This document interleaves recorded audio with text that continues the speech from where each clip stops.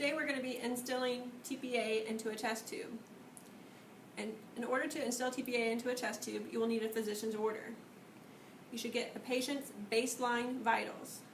The supplies that you will need are your TPA pre-made from pharmacy, your 10 cc syringe and 10 mLs of normal saline, or a 10 ml pre-filled normal saline syringe, 2 20 gauge needles or smaller, and you can see here I have 25 gauge, so we're good. You need 2 chloropreps, and you need 1 occluding clamp. They need to be the smooth edge. If you have the ones with the teeth on them, you will need the rubber shod. You should first start by educating your patient. If the patient notices any burning at the site discomfort, or dizziness, you should stop the procedure, as these may be signs of a vagal reaction, and notify the doctor. So we're going to go ahead and get started with our procedure. So I'm going to take my clamp. We'll get all my stuff ready before I clamp my chest tube.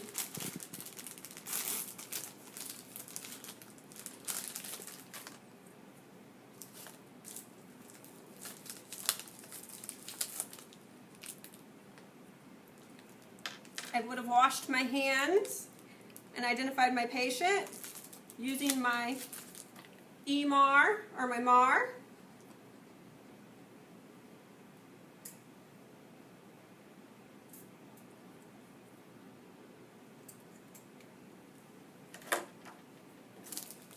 I would have put on gloves.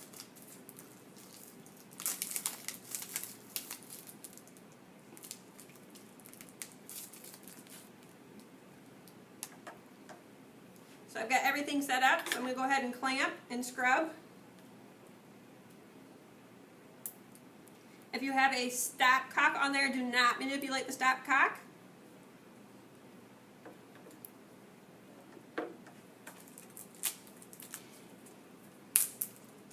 Your patient is laying supine at this point. So you're going to scrub for your 30.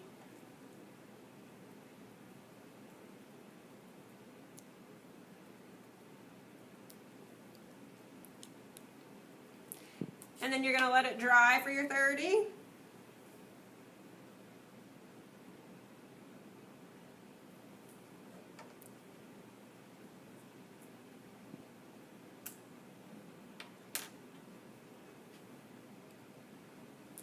We're ready now to instill our TPA. When you go to instill your TPA and your normal saline, you want to go in at an angle.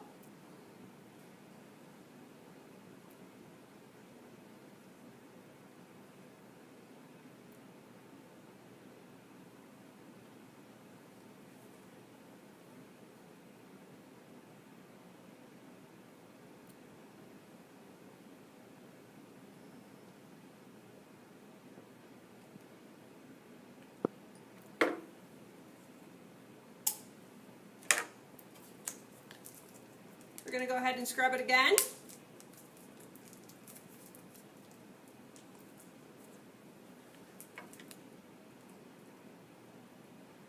Again, scrubbing for 30 and letting dry for 30.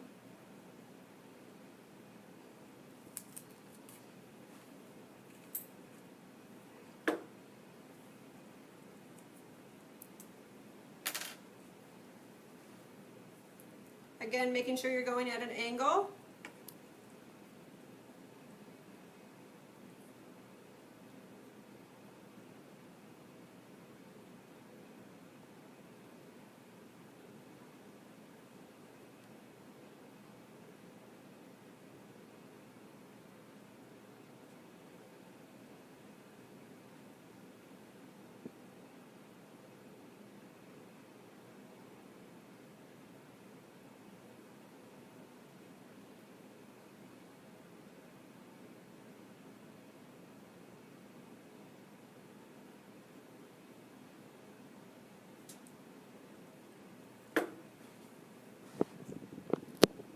Your patient is to remain flat on their back for 30 minutes.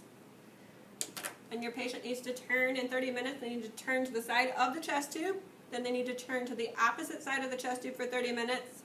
and then you need to sit up with the head of the bed at 45 degrees for 30 minutes.